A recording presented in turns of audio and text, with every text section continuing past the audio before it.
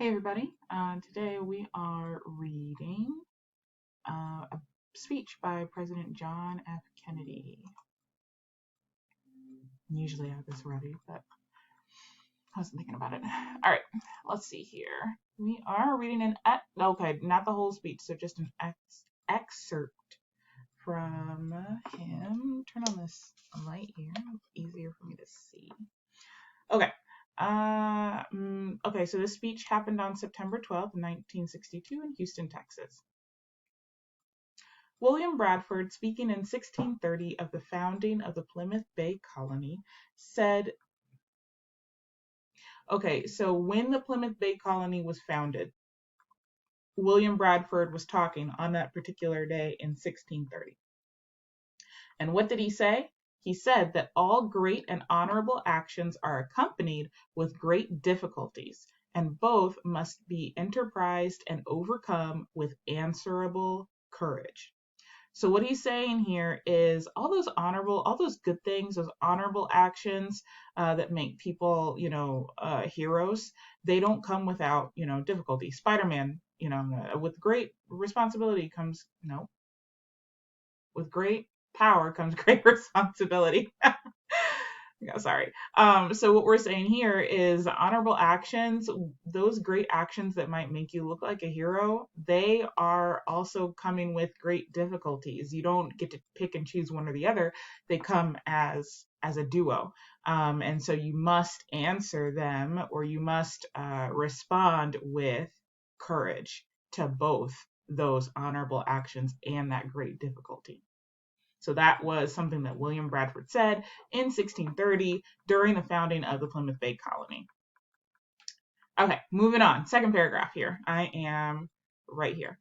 If this capsule history of our Yeah, that's what it says. If this capsule history of our progress teaches us anything, it is that man, in his quest for knowledge and progress, is determined and cannot be deterred.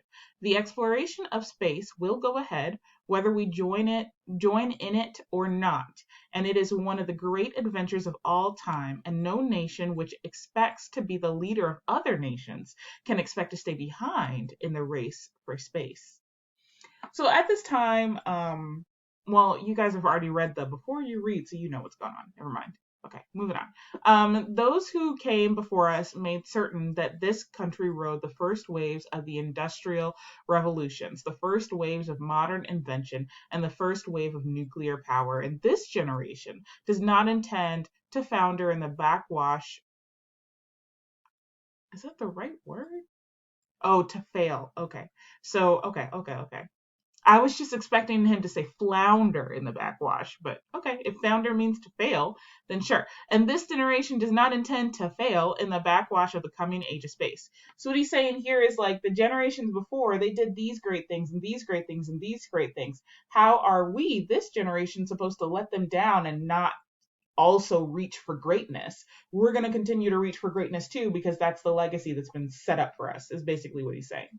We mean to be a part of it. We mean to lead it. For the eyes of the world now look into space, to the moon, and to the planets beyond. And we have vowed that we shall not see it governed by a hostile flag of conquest, but by a banner of freedom and peace. We have vowed that we shall not see space filled with weapons of mass destruction, but with instruments of knowledge and understanding. Yet the vows of this nation can only be fulfilled if we in this nation are first, and therefore we intend to be first.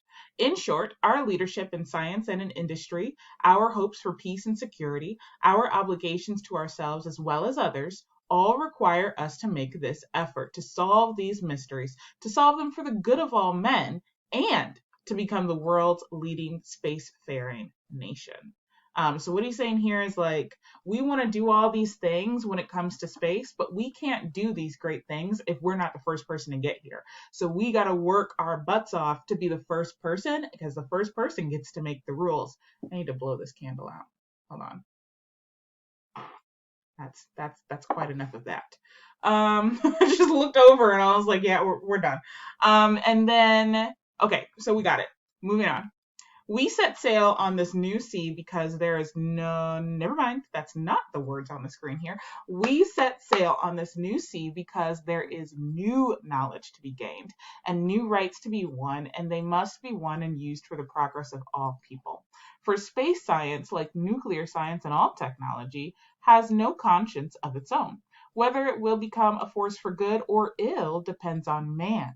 And only if the United States occupies a position of preeminence can we help decide whether this new ocean will be a sea of peace or a new terrifying theater of war. So again, we're just saying that like there's this open possibility here, there's this potential here, and it has the potential to be good or bad. It doesn't decide if it's good or bad. The person wielding it, the government wielding it, the country wielding it decides whether it's used for good or bad.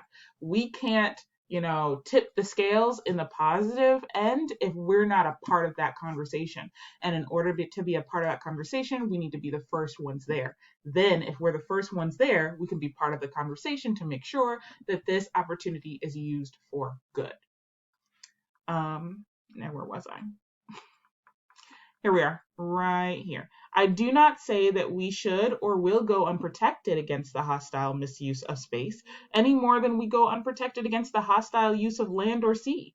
But I do say that space can be explored and mastered without feeding the fires of war, without repeating the mistakes that man has made in extending his writ around this globe of ours.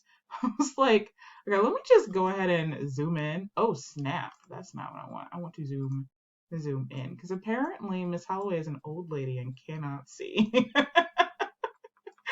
Like the third time I've had a problem with what's on the screen. So this is President John F. Kennedy. Here he is speaking at Rice University. Anyway, there is no strife, oh, that is so much better. Okay.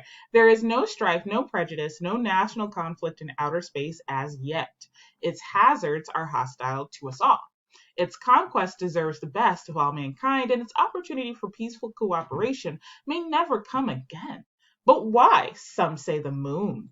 Why choose this as our goal? And they may well ask, why climb the highest mountain? Why 35 years ago fly the Atlantic? Why does Rice play Texas? So here we're asking, it's basically saying like, yes, there are hazards out there in space. Excuse me. There's hazards out there in space, but it's worth it to combat those hazards in order to be first. And then he's saying, like it's a rhetorical question. Some people are asking why the moon? Like, why is this what we're reaching for? And he's like, well, it's the same question as asking like, why do you breathe? Why is the sky blue? Because this just is basically. We choose to go to the moon. We choose to go to the moon in this decade and do the other things, not because they are easy, but because they are hard, because that goal will serve to organize and measure the best of our energies and skills, because that challenge is one that we are willing to accept, one we are unwilling to postpone, and one which we intend to win, and the others too. It is for these reasons that I regard the decision last year to shift our efforts in space from low to high gear as among the most important decisions that will be made during my incumbency in the office of the presidency. Now, it would be cool if we could hear him say it, because politicians, if they don't do anything else, they are really good speakers. They have to be. So I think it would be cool if we could possibly find a recording to hear these words in his cadence. I'll try to find that. I don't know. No promises. I don't know if I can find that. I don't even know if they have that from back then. But if I can, I'll put it in here. But it would be cool to hear exactly how he said it. But anyway, that's the end of this video. Hope you enjoyed it, and see you later.